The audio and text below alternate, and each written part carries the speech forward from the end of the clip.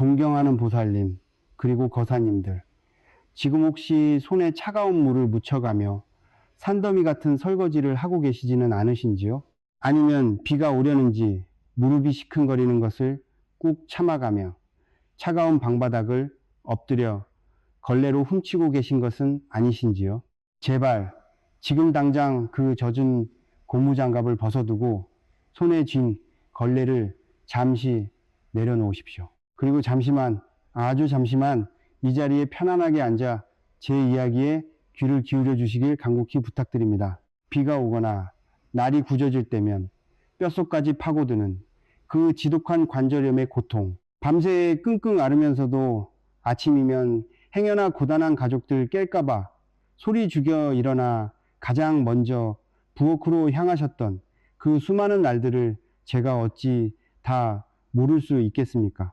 평생을 가족이라는 이름 하나만 바라보고 구분 등 한번 제대로 펴볼 새 없이 헌신해 오신 보살님들의 그 거룩하고도 시린 희생을 부처님과 칠성님께서는 하늘에서 모두 지켜보고 계십니다.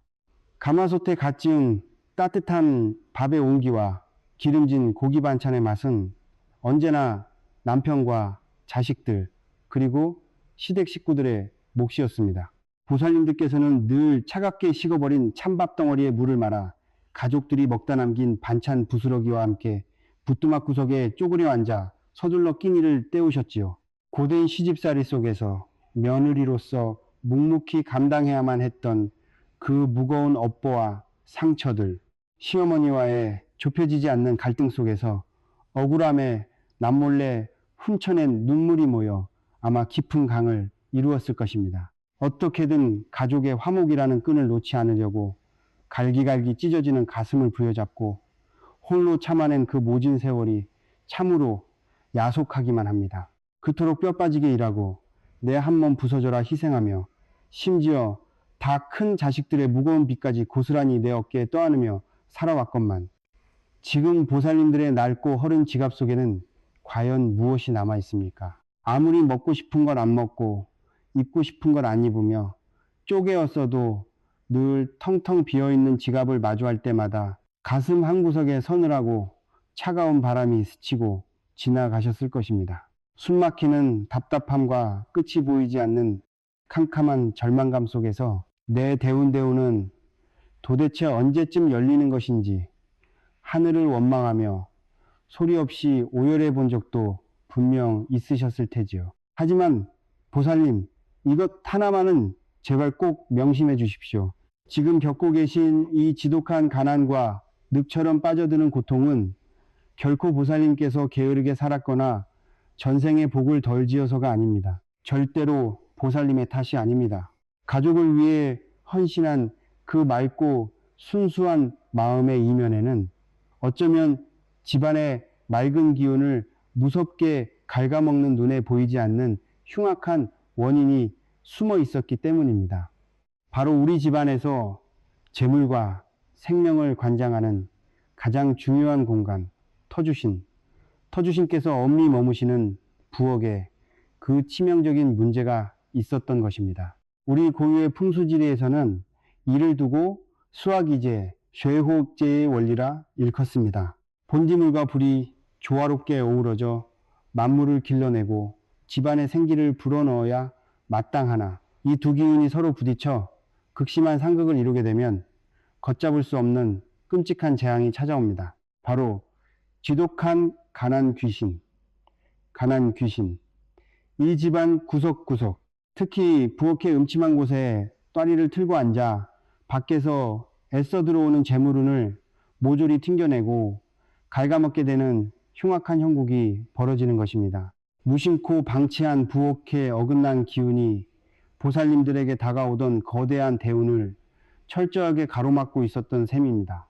오늘 이 길상한 불법이 보살님들의 구분, 어깨를 짓누르는 그 무거운 짐을 시원하게 벗겨드리고자 합니다. 긴 시간도 필요 없습니다. 단 3일, 딱 3일이면 충분합니다.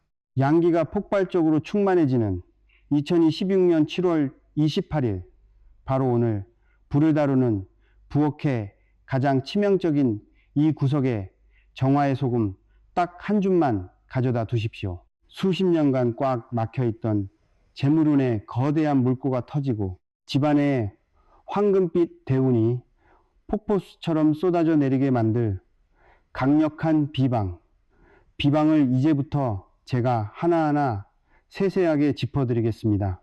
부디 끝까지 제 이야기에 귀를 기울이시어 대대로 이어지던 가난의 굴레를 영원히 끊어내시길 간절한 마음으로 발언합니다. 존경하는 보살님, 그리고 거사님, 우리 집안에서 재물운과 생기가 가장 강하게 모여들고 또 뿜어져 나오는 곳이 과연 어디라고 생각하십니까?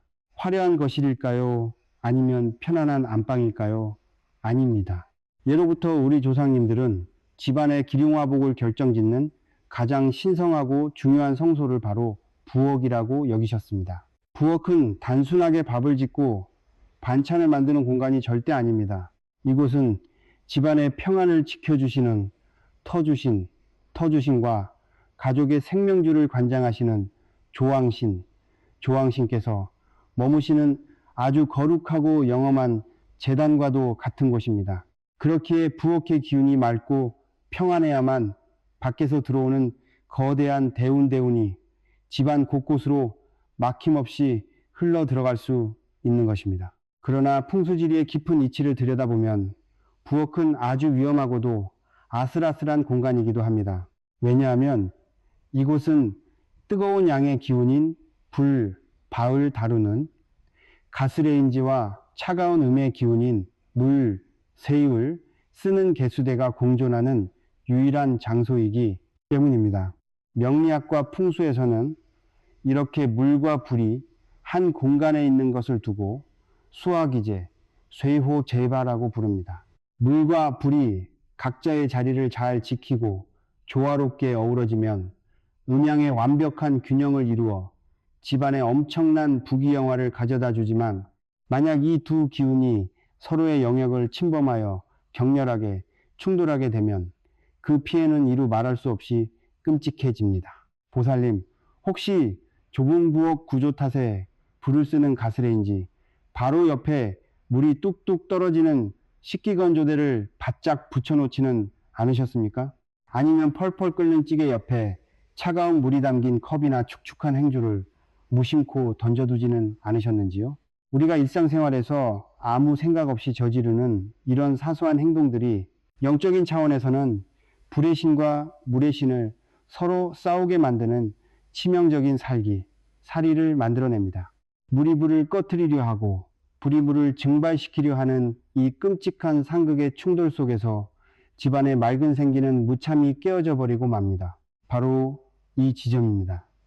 물과 불이 매일같이 소리 없는 전쟁을 치르며 만들어내는 그 탁하고 음습한 기운, 그 기운을 가장 좋아하는 불청객이 있습니다. 바로 우리 보살님들의 피와 땀을 갉아먹고 사는 흉악한 가난 귀신입니다. 이 악독한 귀신은 맑고 환한 곳에는 감히 발을 들이지 못하지만 부엌 한 구석에서 수와 세호가 충돌하여 썩어 들어가는 틈을 타 스멀스멀 기어들어 옵니다. 그리고는 습기가 마르지 않는 개수대 밑이나 기름때가 찌든 가스레인지 구석에 또아리를 틀고 앉아 보살님들의 집으로 들어오려는 모든 금전운을 그 자리에서 썩게 만들어 버립니다. 가난 귀신이 부엌의 자리를 잡으면 어떤 일이 벌어지는지 아십니까? 뼈 빠지게 일해서 벌어온 돈이 밑 빠진 독에 물 붓기처럼 순식간에 새어나갑니다. 남편의 사업은 자꾸만 어긋나고 자식들은 뜻대로 풀리지 않아 빚만 늘어가게 됩니다. 무엇보다 가장 억울한 것은 평생을 가족을 위해 헌신한 우리 보살님들의 몸이 망가진다는 것입니다. 구중날만 되면 찾아오는 끔찍한 관절염의 고통, 밤마다 가슴을 짓누르는 화병, 이 모든 것이 단순히 나이가 들어서가 아니라 부엌에 둥지를 튼 가난 귀신이 보살님들의 맑은 생명력을 매일 밤 몰래 빨아먹고 있기 때문입니다. 보살님, 더 이상 스스로를 자책하지 마십시오.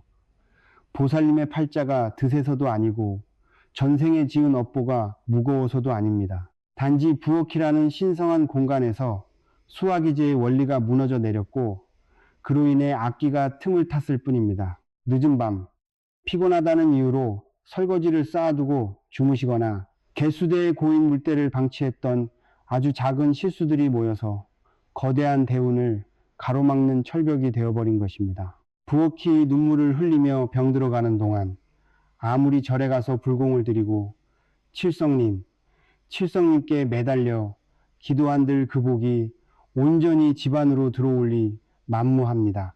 하지만 하늘이 무너져도 솟아날 구멍은 반드시 있는 법입니다. 가난 귀신이 아무리 독하게 들러붙어 있다 한들 천지 만물의 이치를 꿰뚫는 비방비방 앞에서는 한낱 먼지에 불과합니다.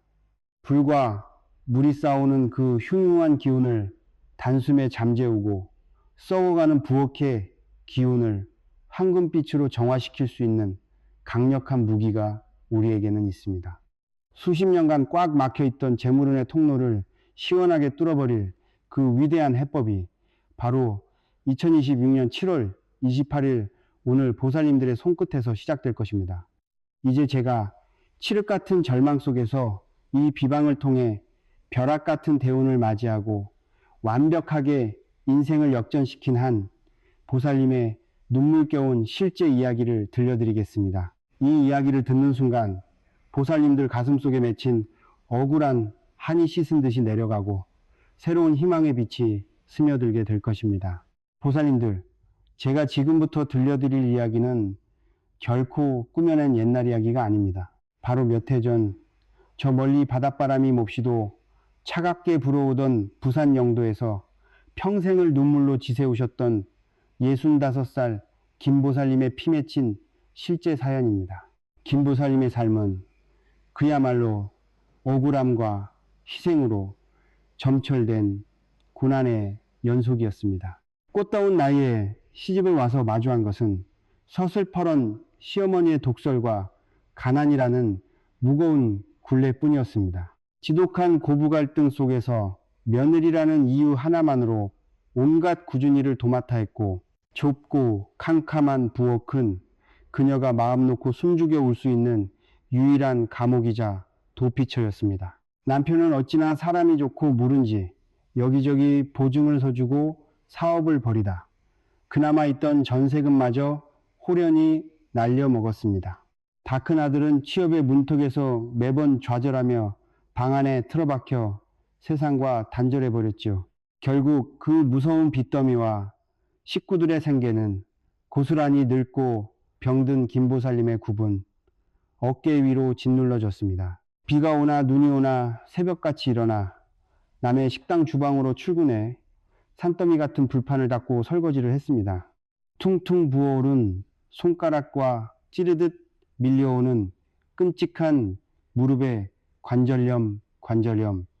고통에도 그녀는 행여나 시어머니와 자식들이 굶을까봐 진통제 하나를 입에 털어넣고 다시 차가운 부엌 바닥을 박박 문지르며 버텨냈습니다. 그러던 어느 장마철이었습니다. 유난히 비가 억수같이 쏟아지던 그날 밤 파김치가 되어 집으로 돌아온 김보살님은 그만 좁은 부엌 바닥에 털썩 주저앉고 말았습니다. 지붕에서 새어나온 빗물이 하필이면 가스레인지 위로 뚝뚝 떨어지고 있었고 고장난 개수대에서는 시궁창 냄새가 섞인 탁한 물이 역류해 부엌 바닥을 온통 적시고 있었습니다. 평생을 바쳐 희생했는데 남은 것은 병든 몸뚱이와 빚 독촉장뿐이라는 사실에 그녀는 젖은 행주를 움켜쥐고 하늘을 향해 피를 토하듯 오열했습니다. 도대체 제가 무슨 큰 죄를 지었기에 제 인생은 이토록 캄캄한 지옥입니까? 그 통곡 소리가 어찌나 처절했던지 곁에 있던 터주신마저 눈물을 흘리실 지경이었습니다. 바로 그때였습니다. 벼랑 끝에 선 그녀의 간절한 울부짖음이 하늘에 닿았는지 김보살님은 우연한 기회에 저와의 묘한 인연이 다 집안의 기운을 점검받게 되었습니다. 문을 열고 부엌에 들어선 순간 저는 숨이 턱 막히는 흉악한 살기, 사티를 느꼈습니다. 좁은 공간에 물이 고인 개수대와 불을 피우는 가스레인지가 바짝 붙어 있는 데다 그 틈새로 습하고 썩은 기운이 진동하고 있었던 것입니다. 전형적으로 수와 쇠고가 격렬하게 충돌하여 생기를 완전히 부숴버리는 최악의 상극 구조였습니다. 그 어둡고 퀴퀴한 구석에는 아니나 다를까 김보살님의 피와 땀을 파먹고 고부간의 화를 돋우며 기생하던 흉측한 가난 귀신이 시커먼 입을 벌리고 웃고 있었습니다. 저는 당장 김보살님께 엄히 일렀습니다. 보살님, 울음은 이제 거두십시오. 부엌에 둥지를 튼 저 끔찍한 가난 귀신부터 당장 쫓아내야만 대운대운이 들어올 자리가 생깁니다. 저는 그녀에게 즉시 부엌의 물기를 바싹 닦아내게 한 뒤 예로부터 전해 내려오는 가장 강력한 비방을 일러주었습니다. 바로 양기가 팽배해지는 기르를 잡아 굵고 깨끗한 천일염 한 줌을 하얀 사기 그릇에 담아 불과 물이 부딪히는 바로 그 사각지대에 몰래 두도록 한 것입니다. 그 위에는 양의 기운을 극대화할 붉은 팥과 10원짜리 동전을 올려 부엌 전체를 감싸는 강력한 결계를 치도록 지시했습니다. 보살님들, 놀라지 마십시오. 그 비방을 행하고 정확히 하룻밤이 지났을 때부터 집안의 공기가 거짓말처럼 달라지기 시작했습니다. 늘 며느리를 잡아먹을 듯 소리치던 시어머니가 아침에 눈을 뜨자마자 밤새 따뜻하게 잘 잤다. 무릎은 좀 어떠냐며 평생 처음으로 따뜻한 말을 건네는 기적이 일어났습니다. 가난 귀신이 뿜어내던 탁한 화기와 짜증의 에너지가 소금의 정화력에 의해 흔적도 없이 소멸하면서 꽉 막혀있던 사람 간의 기운부터 부드럽게 풀리기 시작했던 것입니다. 부엌에 감돌던 음습한 냄새도 어느새 사라지고 맑고 쾌적한 기운이 돌기 시작했습니다. 그리고 정확히 3일째 되던 날이었습니다. 김보살님의 낡은 휴대전화가 요란하게 울렸습니다. 남편에게 돈을 빌려가고 잠적했던 옛 동업자가 갑자기 연락이 와서 원금은 물론이고 두둑한 이자까지 얹어 그 큰 빚을 단숨에 갚아버린 것입니다. 게다가 방황하던 아들은 굴지의 대기업에서 최종 합격 통보를 받게 되었습니다. 밑빠진 독처럼 줄줄 새어나가던 재물운의 통로가 완벽하게 복구되고 그동안 억눌려 있던 엄청난 황금빛 대운이 폭포수처럼 집안으로 쏟아져 들어온 것입니다. 평생을 짓누르던 빚더미가 청산되는 순간 김보살님은 부엌 한 구석에 놓인 그 작은 소금 그릇을 끌어안고 이번에는 기쁨과 환희의 눈물을 펑펑 흘리셨습니다. 존경하는 보살님, 거사님, 김보살님의 이 기적 같은 반전이 그저 남의 집 이야기로만 들리십니까? 절대 아닙니다. 이것은 자연의 이치와 음양의 조화를 다스리는 풍수의 절대적인 힘이며 부엌이라는 신성한 공간에서 수화기제, 쇠호계제의 균형을 되찾았을 때 일어나는 당연한 결과입니다. 가난 귀신이 빠져나간 자리에는 반드시 부처님의 자비로운 재물운이 채워지게 되어 있습니다. 자, 이제 보살님들의 차례입니다.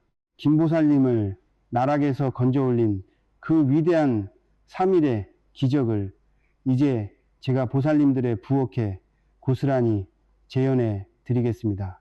귀를 바짝 기울여 주십시오.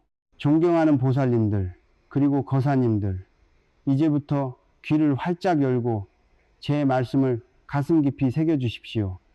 수십 년간 집안의 또아리를 틀고 앉아 보살님들의 피와 땀을 갉아먹던 흉악한 가난 귀신을 단숨에 몰아내고 꽉 막힌 대운의 숨통을 트이게 할 그 위대한 비방의 구체적인 방법을 지금부터 하나하나 짚어드리겠습니다. 이 비방은 준비하는 마음가짐부터가 기도의 시작입니다. 가장 먼저 부엌을 깨끗하게 청소하시고 마음을 정갈하게 가다듬은 뒤에 제가 일러드리는 물건들을 정성스럽게 준비해 주시길 바랍니다. 첫 번째로 준비하셔야 할 것은 바로 소금입니다. 보살님, 여기서 절대 실수하시면 안 됩니다. 슈퍼에서 파는 얇고 고운 맛소금이나 정제염은 영적인 정화 능력이 모두 죽어버린 죽은 소금입니다. 반드시 바다의 거친 파도와 뜨거운 태양의 양기를 고스란히 머금은 굵고 투박한 천일염 왕소금을 한 줌 준비하셔야 합니다. 바닷물, 쇠이, 햇빛, 시, 물, 만나 굳어진 천일염이야말로 무너진 수화기제, 쇠호, 그름의 밸런스를 완벽하게 되찾아줄 대자연의 강력한 묘약입니다. 이 굵은 소금 한 줌이 썩은 기운을 빨아들이는 거대한 블랙홀 역할을 하게 될 것입니다. 여기에 두 가지 식물 제목이 더해져야 비로소 완벽한 결계가 완성됩니다. 바로 붉은 팥 7알과 10원짜리 동전한 잎입니다. 예로부터 붉은 팥은 귀신이 가장 두려워하는 극양 기운을 뿜어내는 곡물로 음습한 가난 귀신의 눈을 멀게 하는 역할을 합니다. 그리고 구리로 만들어진 다보탑이 새겨진 10원짜리 동전은 흙에서 캐낸 강력한 새 진의 기운을 품고 있어 소금, 쇠과 팥, 호 사이에서 기운을 중재하고 재물운을 강력하게 끌어당기는 자석 역할을 합니다. 이 세 가지가 모이면은 그 어떤 악기도 뚫고 들어올 수 없는 튼튼한 황금방패가 구축되는 것입니다. 이 세 가지 식물을 담을 그릇 또한 아무거나 쓰시면 안 됩니다. 이가 빠지거나 금이 간 그릇 혹은 플라스틱 그릇은 절대 금물입니다. 흙을 빚어 뜨거운 가마에서 구워낸 맑고 깨끗한 하얀 사기 그릇을 준비하십시오. 흙두의 기운을 품은 하얀 그릇에 천일염을 소복하게 담고 그 정중앙에 10원짜리 동전을 앞면 다보탑 그림이 위를 향하게 놓은 뒤 동전 주변으로 붉은 팥 7알을 둥글게 둘러싸듯 올려놓으시면 됩니다. 칠성님을 상징하는 이 7알의 파티 보살님, 집안의 재물을 철통같이 호위할 것입니다. 자, 이제 가장 중요한 위치를 찾을 차례입니다. 그릇을 어디에 두어야 물과 불의 끔찍한 충돌을 막을 수 있을까요? 부엌을 가만히 살펴보십시오.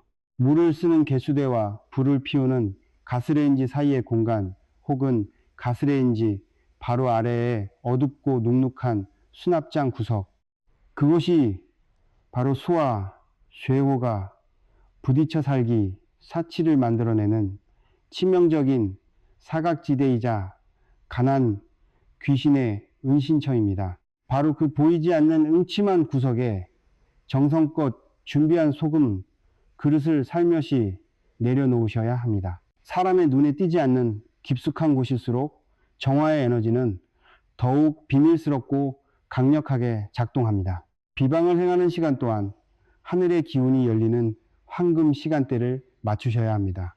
양기가 팽배해지는 2016년 7월 28일 이 길일 중에서도 태양의 기운이 가장 정점에 달하는 낮 11시부터 오후 1시 사이, 즉 오시, 우시에 이 그릇을 놓으셔야 합니다. 이 시간에 부엌 구석에 소금을 두게 되면 맹렬한 한낮의 양기가 소금을 타고 부엌 전체로 퍼져나가 음습한 가난 귀신을 단숨에 불태워버리고 터주신의 노여움을 온화하게 풀어드릴 수 있습니다. 그릇을 내려놓으실 때는 절대로 허둥지둥 서두르시면 안 됩니다. 두 손으로 그릇을 공손히 받쳐들고 부엌 구석 앞에 서서 먼저 눈을 감고 깊은 숨을 3번 들이마시고 내쉬십시오. 가슴속에 맺힌 관절염의 고통과 가족을 향한 원망, 지긋지긋한 돈 걱정들을 호흡과 함께 모두 뱉어낸다고 상상하십시오. 마음이 고요해졌을 때 우리 집안에 막힌 재물운이 시원하게 뚫리게 해주십시오. 라고 속으로 3번 간절히 염원하며 조심스럽게 그릇을 안착시키십시오. 보살님의 그 맑은 기도가 소금에 닿는 순간 비방은 비로소 깨어나 작동하기 시작합니다. 마지막으로 보살님들께서 절대로 범해서는 안 될 뼈아픈 금기사항이 있습니다. 이 소금 그릇에는 집안의 나쁜 기운과 습기 그리고 애군이 계속해서 빨려 들어갈 것입니다. 만약 소금이 물기를 머금어 찐득하게 녹아내리거나 색깔이 탁하게 변했다면 이는 소금이 나쁜 기운을 가득 머금고 수명을 다했다는 증거입니다. 이때는 절대 맨손으로 만지거나 아깝다고 요리에 쓰지 마시고 그 즉시 변기에 쏟아붓고 물을 내려 집 밖으로 완전히 배출하셔야 합니다. 이 금기만 철저히 지켜주신다면 단 3일 만에 막혔던 금전맥이 뚫리고 상상조차 못했던 거대한 대운이 집안으로 굽이쳐 들어오는 놀라운 기적을 직접 목도하시게 될 것입니다. 존경하는 보살님, 그리고 거사님, 제가 일러드린 대로 부엌 사각지대에 정화의 소금 그릇을 정성껏 내려놓으셨습니까? 비방의 절반은 올바른 물건을 제자리에 두어 하늘의 기운을 빌리는 것이요, 나머지 절반은 바로 우리의 간절하고 맑은 마음에서 우러나오는 풍수, 마음에서 우러나오는 풍수를 완성하는 데 있습니다. 그릇을 내려놓는 보살님의 손끝에 맺힌 간절함이 하늘에 닿는 순간 수십 년간 집안을 짓누르던 탁한 기운은 이미 흩어지기 시작했습니다. 이 비방이 완성되는 순간 보살님 가정에는 단순히 재물운만 좋아지는 기적이 일어나는 것이 아닙니다. 한평생 고된 시집살이를 묵묵히 견뎌내며 며느리라는 이름으로 감당해야만 했던 그 억울하고도 무거운 어변, 며느리의 무거운 어변, 시어머니와의 좁혀지지 않던 갈등과 남편을 향한 야속함까지도 이 맑은 소금의 정화력에 의해 봄눈 녹듯 부드럽게 풀리기 시작할 것입니다. 사람의 마음을 날카롭게 베던 주방의 살기, 사태가 사라지니 자연스레 가족 간의 모진 말들도 사라지고 따뜻한 온기만이 감돌게 되는 이치입니다. 자, 이제 하던 일을 멈추신 그대로 저를 따라 두 눈을 편안하게 감아 보십시오. 그리고 방금 보살님께서 부엌에 가장 어두운 구석에 내려놓은 그 하얀 사기 그릇을 마음속으로 선명하게 그려보십시오. 거친 바다의 양기를 품은 천일염과 붉은 팥 7알, 그리고 10원짜리 동전 위로 지금 눈부시게 찬란한 황금빛 기운이 아지랑이처럼 피어오르기 시작합니다. 이 기운은 점차 거대해져 가스레인지와 개수대 사이를 부드럽게 감싸고 이내 부엌을 넘어온 집안 전체를 둥글게 감싸 안는 강력하고 튼튼한 황금 방패로 변모합니다. 이제 제가 보살님들을 대신하여 하늘을 향해 이 황금 방패를 굳건히 봉인하는 축원을 올리겠습니다. 마음속으로 함께 합장해 주십시오. 대자대비하신 관세음 보살님, 그리고 집안의 평안과 생명을 굽어 살피시는 칠성님, 칠성님과 터주신이시여, 여기 한평생 가족을 위해 피눈물을 흘리며 자신의 모든 것을 내어준 가엾고 거룩한 보살님들이 엎드려 비옵나이다. 부엌 한 구석 수와 쇠호가 상극하여 빚어낸 흉악한 살기를 거두어 주시고 보살님들의 뼈와 살을 파먹으며 집안에 또리를 튼 가난 귀신을 극양의 기운으로 영원히 소멸시켜 주시옵소서. 비워진 그 어두운 자리에 마르지 않는 재물과 복덕의 맑은 샘이 솟아나게 하시어 구준비에 시큰거리던 관절염의 고통까지 씻은 듯이 낫게 하시옵소서. 밑빠진 독처럼 줄줄 새어나가던 금전운의 구멍을 황금빛으로 막아주시고 문턱을 넘지 못하고 맴돌던 거대한 대운이 이 집안의 안방과 거실로 폭포수처럼 쏟아져 들어오게 하옵소서. 그리하여 남은 여생 빚 걱정 없이 자식들 앞길 환히 밝히며 평안을 누리게 하옵소서. 이제 눈을 뜨고 깊은 숨을 내쉬십시오. 안심하십시오, 보살님. 방금 제가 올려드린 축원과 보살님의 간절한 염원이 만나 그 어떤 흉악한 애군이나 가난 귀신도 감히 뚫고 들어올 수 없는 철통 같은 방어막이 완성되었습니다. 2016년 7월 28일 바로 오늘 이 양기가 충만한 날에 맺어진 결계는 앞으로 보살님의 앞길을 황금빛으로 물들일 것입니다. 이제 남은 것은 단 3일, 앞으로 펼쳐질 3일간의 놀라운 기적과 재물의 축복을 편안하고 감사한 마음으로 맞이하시기만 하면 됩니다. 하지만 보살님, 이 위대한 대운의 에너지를 허공에 흩뿌리지 않고 보살님의 것으로 완벽하게 굳히기 위해서는 마지막으로 하셔야 할 아주 중요한 일이 하나 남아 있습니다. 영적인 기운이라는 것은 마음속에만 품고 있을 때보다 밖으로 내뱉고 글로 적어 세상에 선포할 때 그 힘이 100배, 1000배로 무섭게 증폭됩니다. 지금 당장 휴대폰을 드시고 이 영상 아래 댓글 창에 두 손을 모아 합장하는 마음으로 나무아미탑을 관세음보살 이 10글자를 정성껏 남겨주십시오. 그리고 그 뒤에 보살님께서 지금 가장 간절히 원하시는 소원 하나를 꾸밈없이 적어 보십시오. 수만 명의 보살님과 거사님들이 함께 남겨주시는 그 거룩한 댓글들이 모여 엄청난 에너지를 뿜어내는 거대한 복덕의 바다를 이룰 것입니다. 저 길상한 불법은 보살님들께서 남겨주신 댓글 하나하나에 깃든 그 눈물겨운 소망을 밤낮으로 읽으며 매일 새벽 예불마다 보살님들의 대운 발복을 위해 제 뼈를 깎는 마음으로 기도하고 또 기도하겠습니다. 낡고해진 고무장갑은 이제 훌을 벗어 던지시고 찬란한 재물운의 황금빛 길만 걸어가시길 두 손 모아 엎드려 발언합니다. 성불하십시오.